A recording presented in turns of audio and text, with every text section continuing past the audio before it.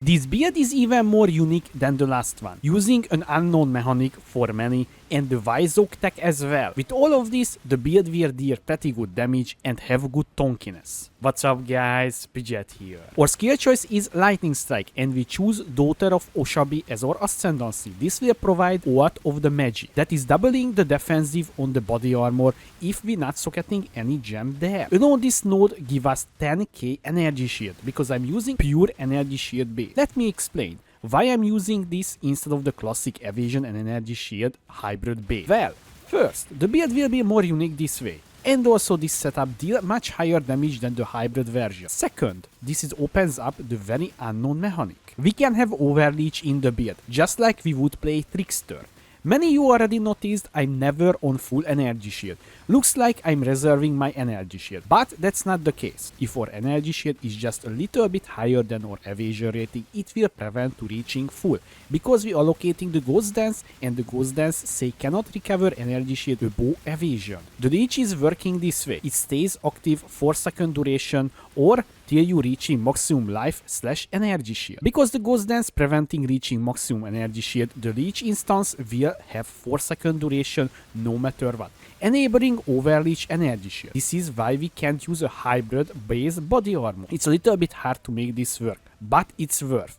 But if you can't balance your evasion and energy shield, don't worry about it. I'm talking about like you have 3k difference in the numbers or even more. This Ascendancy also provides access to shrine effects every 10 seconds. This can be improve your damage like doubling your damage, increasing your Tonkiness like 50%, although all of this is not needed at all to face tank any bear boss, this is just a bonus. Also pretty RNG what shrine you getting. Most of the time you will getting the useless shrines like the Shock one or the Frost Nova one. Overall, good concept, the shrines, but with the randomness, it's not too good. Overall, the build feels and plays pretty good. It's fast, has clear, has single target damage and Tonky at the same time. The Overleech and the Oak tag is just finishing touch to this build. This is a much different approach than the other Daughter of Oshabi builds. My version is focusing on the Tonkiness while maintaining around 20 million damage. This is more than enough to do any content in the game. Ubers just melts. Tier 17 maps is just a cakewalk. This build is using our unique item alone in the item section. So let's start with the main source of our damage, the weapon Amphiral Edge. What else guys? I was using Amphiral Edge in the last almost 2 years now, so I don't need to really present you this item. This is a very good item if you're scaling energy shield, and we're scaling energy shield as well, as you can see, and this is adds tons of damage to our build. And also I'm using an enchantment as well. Quality does not increase physical damage, 1% attack speed per 8 quality. This is from the fortification station. And also I'm not using a resolute technique corruption on this one. As you can see here, this is not a corrupted weapon. We're using a squire shield because we can't use our body armor, as I talked about earlier, because we can support our gems in our main hand weapon. So basically this is how we're getting a 6 link, as you can see here. That's about it. This is why we're using it. And by the way, the squire right now like 100k sword, so that's pretty cheap if you ask me. And also we're using the Voice of the Storm. What else would we use? A non-crit lightning damage build, right? Especially with Amphiral Edge. So this is a pretty standard so far, right? But we're using a Tides of Time unique belt for the Flask sustainment. As you can see here, utility Flask gains free charge every 3 seconds, and also we're using another charge generation in the body armor, so we can sustain the Flask easily even when I just standing still in the hideout. So the gloves is a hybrid energy shield and evasion base with fractured intelligence and suppression. And also I'm using projectiles pierce to the target, gain 1 rage on attack hit. The boots, I'm using a warlock base boots with fractured energy shield and pretty good flat energy shield, movement speed, and avoid elemental ailments as crafted, and also avoid elemental ailments implicit and increase action speed. And the helmet one is same fractured intelligence, tons of energy shield, and crafted suppress spell damage. This is how I can get 100% suppression. Physical damage taken from hits taken as chaos damage. This is very easy choice with the chaos manipulation, and reduced mana cost of attacks. And the rings. So the ring, I have a very good one with strength, intelligence, and elemental damage with attack skill. And also I crafted a minimum endurance charges and finished up with the attributes catalyst. This is provide us one single endurance charge. This is less physical damage taken and less elemental damage taken as well. And also I'm using another ring, obviously, with strength int. This is the only item that it needs elemental resistance roll on it, and you will be capped pretty easily. As you can see here, look at these guys. We overcapped pretty decently. The body armor, just look at this bad boy. So I was using this one in the power siphon scavenger build, and this has 1.2k energy shield and also fractured intelligence, crafted suppression on it. So this, with all of this, we have 100% suppression chance as well. And also, as you can see here, physical damage taken from hits as chaos damage. Again, flasks gain 1 charge every 3 seconds. Few words about the flasks. I'm using all of the elemental resistance flask and also a wise oak flask. And also I'm using an additional elemental resistance during effect here. Avoid being stunned. This build has 100% stun avoidance as well. So we can just face tank anything and leech back immediately all of the energy shield. Also I'm using increased evasion rating during effect. So guys, it's very precise how I managed to balance the evasion. Maybe you're saying, oh my god, this is you losing like 800 energy shield for Overleech, right?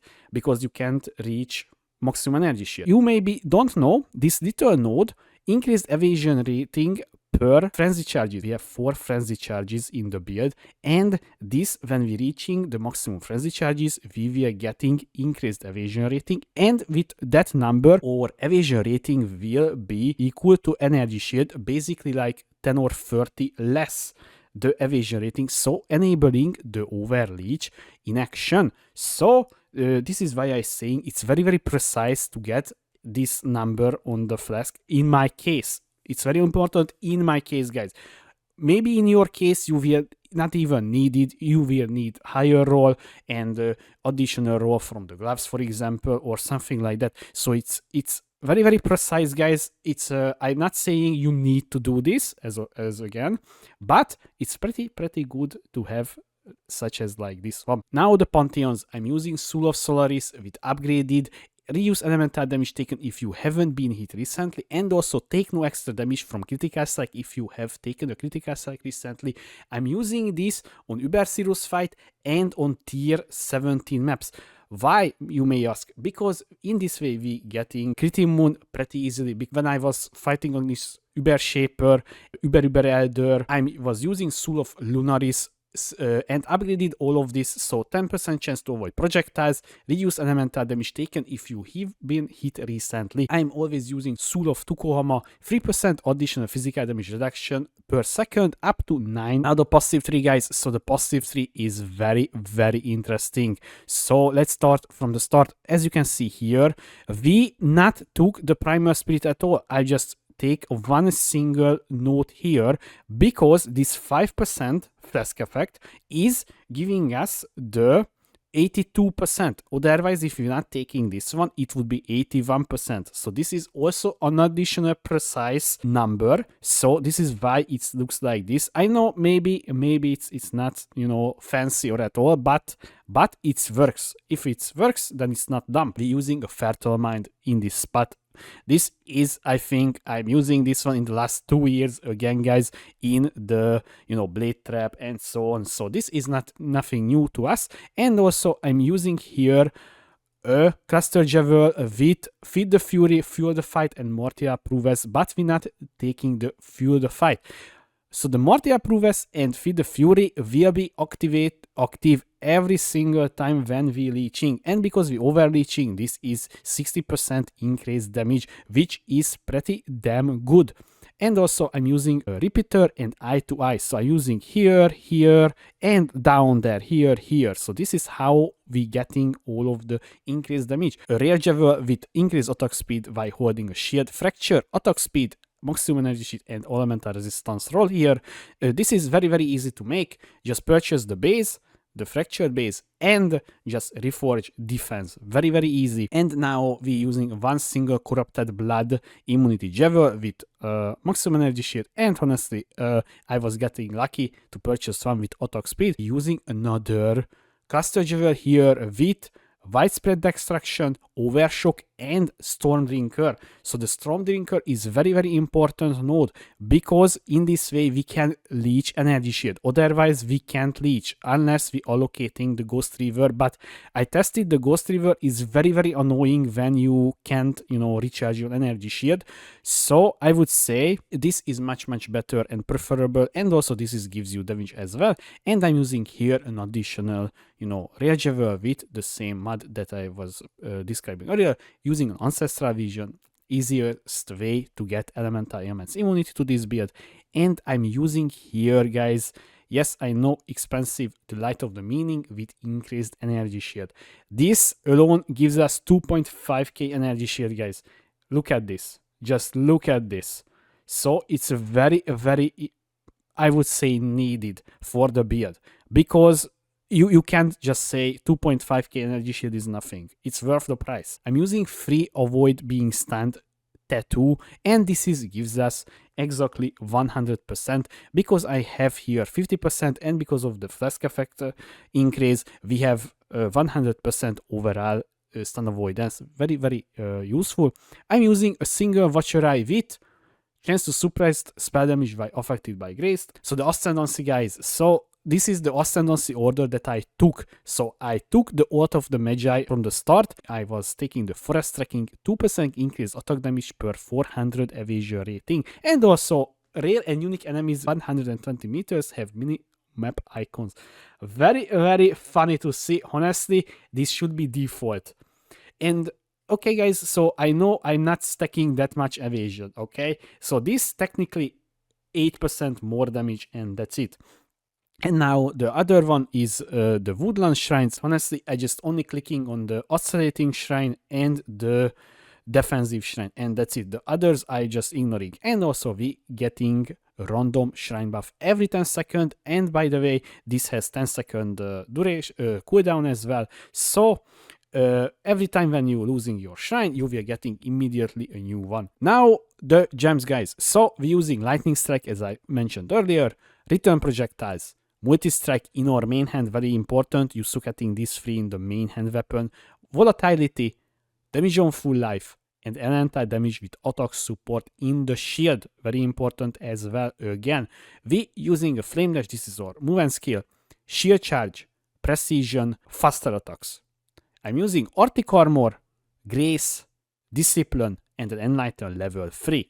In the helmet, we're using Sniper's Mark, Mark on Hit, Inspiration, and Smite. And we're not socketing anything in the body armor again, guys. So this needs to be empty. It not needs to be 16 or anything. It just needs to be empty. Otherwise, if I putting this one here, look at this, I'm losing out my energy shield. See, this is 5k minus energy shield. I hope you enjoyed this video about my Daughter of Oshabi Lightning Strike energy shield slash evasion stacking Overleech build. Very long name, I know. If you have any question, please leave a comment below, or you can find me on twitch.tv/Pridget2. Thanks for watching. I was Pridget. See you next time.